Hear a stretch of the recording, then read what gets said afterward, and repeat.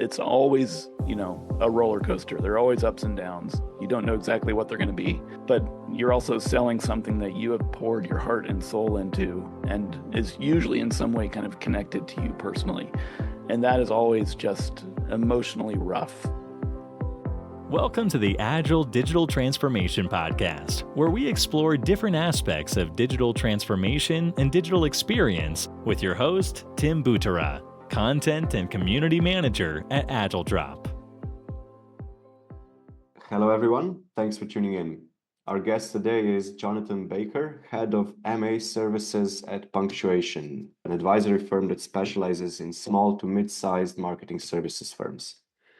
In today's episode, we'll actually be discussing all about the ins and outs of the M&A, so the merger and acquisition process. Jonathan, welcome to the podcast. Thank you for taking the time for this. Happy to have you here. Want to add anything to the intro before we dive into the discussion? I'm sure things will come out as we move along, but yeah, we work exclusively with small to mid-sized independent marketing firms, and we'll do buy side, sell side, partner buyouts, internal transfers. So we just do a lot of M&A work. Cool. So I'm sure that you'll have a lot of unique insights to share, and I think that we have some great questions that we'll be kind of tackling today. I try to do it more, not have it just be the kind of thing where it's like, okay, what is mergers and acquisition, but actually get real value to listeners who are interested in these topics. So let's start with the first question, and I'm wondering, how do buyers typically determine the value of a firm that they're considering? Yeah, so first of all, every buyer's a little different, and you have to kind of, understand their reasons for an acquisition. Some might be more financially related, some might be more capability related, but I would say on average, buyers are going to look at your adjusted EBITDA, your earnings before interest, taxes, depreciation, and amortization. They'll adjust that to make sure that you're, paying yourself a market rate salary. They'll take out any big one-time expenses that might not continue, and they'll look at that number for the past 3 years. They might weight it, and then they'll apply a multiple to it. And depending on the size of firm you are, that could be anything from a 2.5x to a 8 to 10x, sometimes even higher. So I realize that's a very wide range, but there's a lot of factors that kind of go into, where you should expect to fall in that multiple range.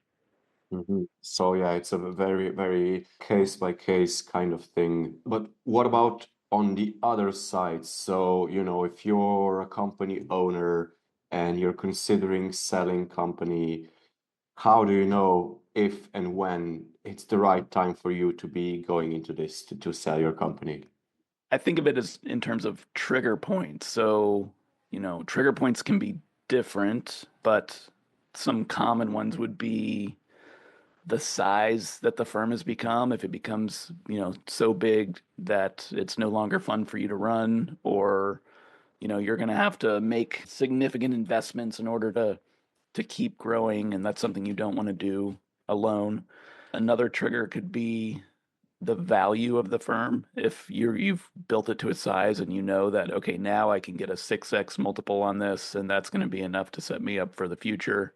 I would say one of the most common triggers is actually just the timeline. So, you're nearing retirement, or you are feeling burnt out. So the personal trigger, right? The timeline is often the one that dictates things. Those are the three kind of big ones, and it's a very personal decision. So it's not like you're necessarily just looking at your income statements and saying, okay, now's a good time to sell. It really depends on you personally and what you're trying to do with your life. So would it make sense to assume that a family firm that's been run by the same family for maybe several generations would be less likely to sell because, there's this kind of internal attachment. You mentioned that the timeline being close to retirement, that might impact the decision to sell. But if you know that, your son, your daughter is taking over and the company will be in good hands, would that make it, would that be an important consideration? Would it make it less likely for someone in that position to sell? Oh, absolutely. And, I would say really just a small percentage of firms ever end up selling. It's, in the minority. And there aren't as many multi-generation family firms as there used to be. But yeah, that's one scenario in which I would not expect someone to be building towards a sale unless they were selling the firm to their Mhm. kids at some kind of reduced rate or something. Or if, the kids needed like something special, something occurred in their life, and they might need some support, and that might, kind of precipitate you because you would want to help them in another way, I guess. Yep, that's fair. So for somebody who decides to sell their company, what should be a more important consideration, the valuation of the company itself or like the terms of a specific deal with a particular person who's interested in buying or entity who's interested in buying? I am glad you asked this question because I think we focus too much on the valuation itself. What is the number, right? And I think it's easy to focus on that because it's easy to explain, it's easy to understand. But the reality is when you are selling a firm like this, you are not going to get 100% of the money up front. You're going to get a portion of it. And so then you have to think about, okay, well, what is the rest of that payment contingent on? And those end up being the really important terms. So, is it tied to my employment? Is it tied to hitting certain revenue targets? How achievable are those revenue targets? And so I would say neither the terms nor the valuation independently are is kind of enough. You have to look at the total deal as a package. And that, if you're comparing two deals, for example, you really have to look at every aspect of it together and to get a holistic view because it isn't just the money, it's what's your life going to be like during the earnout, right? You're going to have a boss again. Well, for how long? Are you going to like your boss? What's your role going to be? So you have to kind of think through all this stuff together to see where you end up. And it's not just the impact on your life, right? I mean, it's also heavily probably going to impact everybody working for you, and that's another important consideration, especially if you're like a firm that places a lot of value on like these internal connections and then people being. I hate the trend of especially startups calling themselves families and being like, but like for the sake of this context and this conversation, if a firm is run similarly to, if the relationships between employees and subordinates and employees are similar to like family relationships, really close-knit relationships, I would assume that selling the company or going through an MA process would even more heavily impact the employees working for you. So how can you kind of and manage that and minimize this impact? I think there is a misconception that acquisitions will be highly disruptive Hmm. to staff, and they certainly in the short term can be, right? It's always a shock to the system. But one thing that doesn't get talked about enough is that acquisitions almost always at this level mean selling to a larger agency or marketing firm, digital firm, which means that now your employees who might have kind of grown as much as they could in their current situation, they now have career possibilities that they didn't have before. They have upward mobility where they didn't have it before.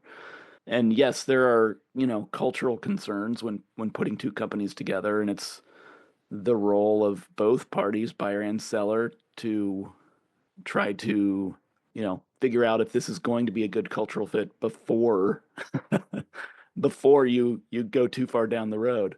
So it's really like both parties being open and honest with each other, making sure that they get along, that they trust each other. There might be a few employees that, have been more integral to growing the firm. And if that's the case, then yes, you might treat them a little differently, right? You might let them in before everyone else, for example. But I think for the most part, acquisitions can be very good for employees, even if they are disruptive in the short term.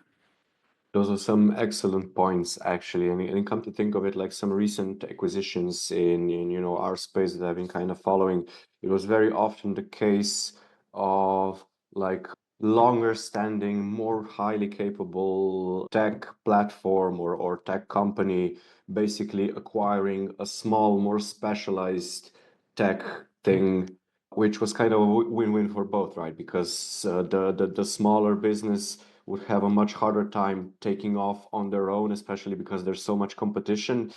And the Yeah. larger business would need to invest a lot more, probably maybe not financially, but like in terms of time and effort and, just time hiring people and stuff like that to develop the same capabilities internally. So it makes more sense for both parties involved to have it be some kind of merger, some kind of acquisition. And then to your point, that opens up a lot of possibilities to somebody who's been, let's say working in a company that does really great, but has, just a few maybe big clients and not a large community behind it.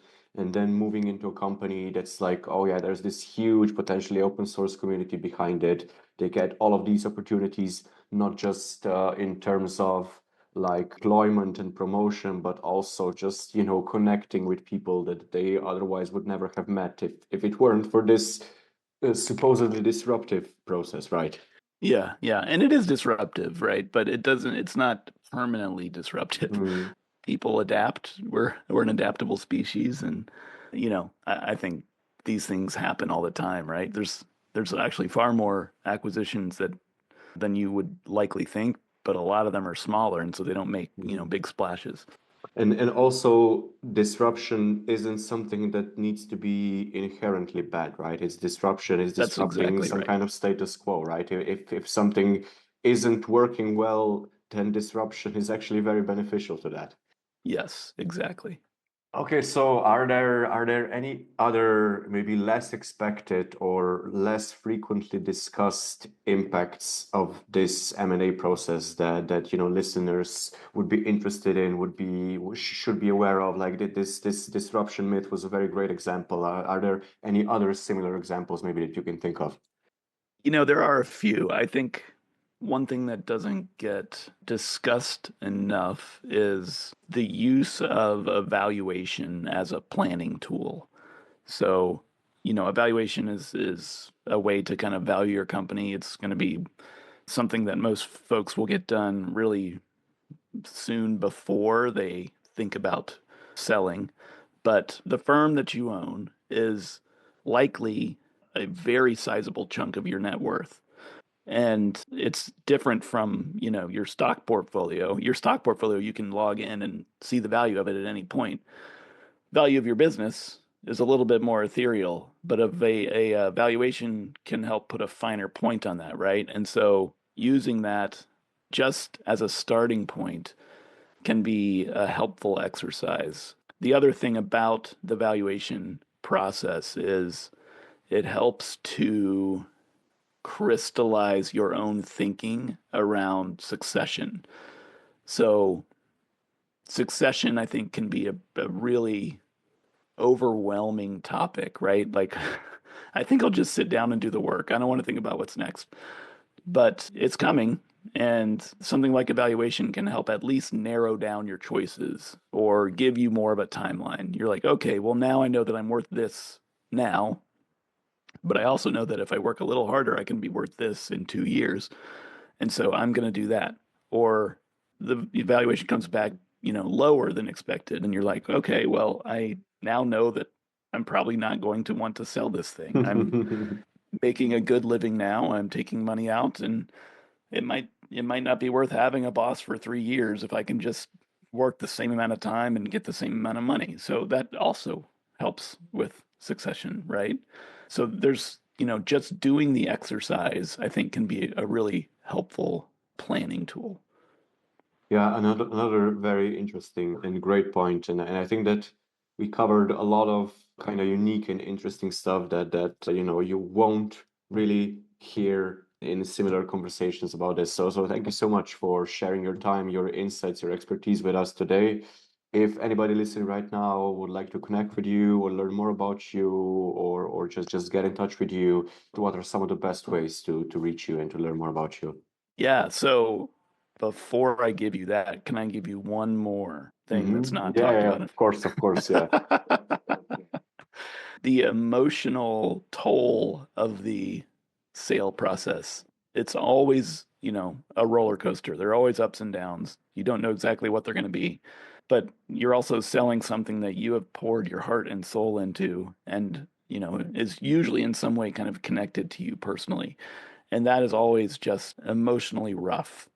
The other thing about selling is that it can be lonely, right? Like you're probably really used to talking to your employees about work-related things or your spouse, but you can't really talk to your employees until you're really far down the road. And yes, you can talk to other folks in your life, but they likely have not gone through this process, and so they're not going to be able to understand exactly what you're going through, right?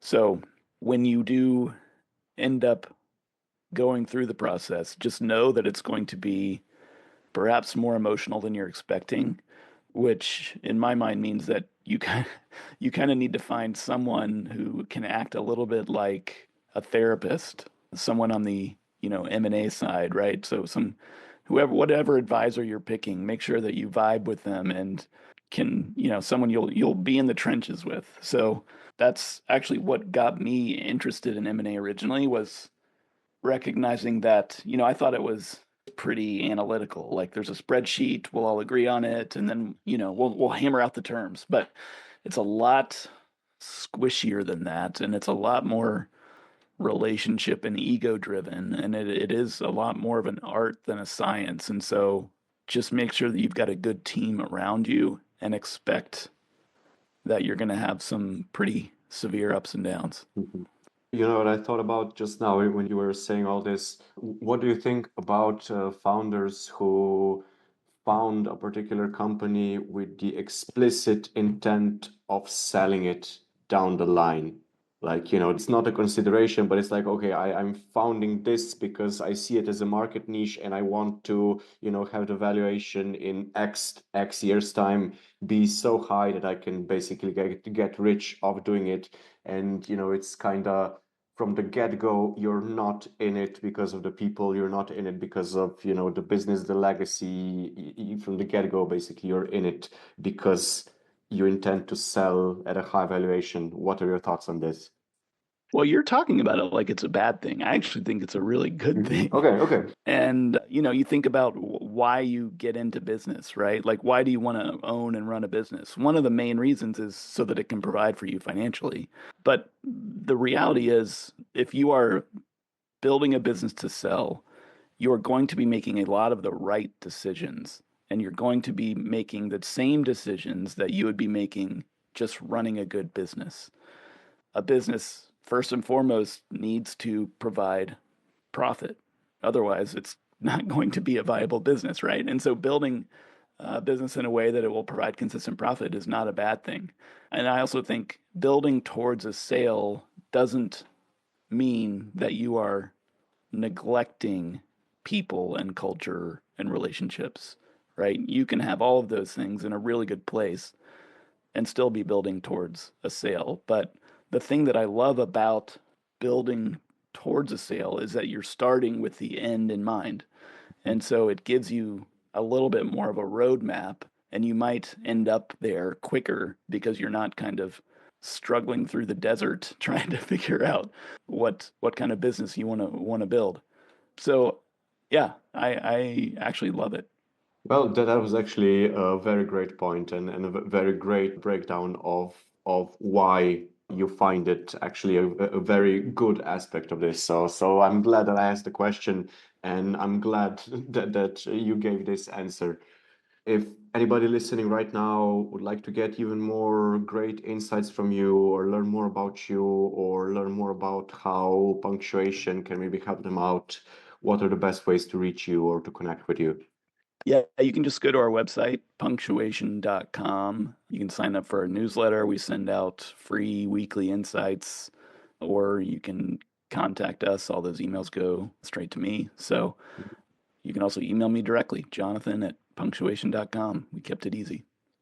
Awesome. We'll make sure to include all the relevant info in the show notes. And Jonathan, thank you again for your time, for the great conversation, for the great insights. It was very, very pleasant to have you as our guest today. Thanks for having me. And well, to our listeners, that's all for this episode.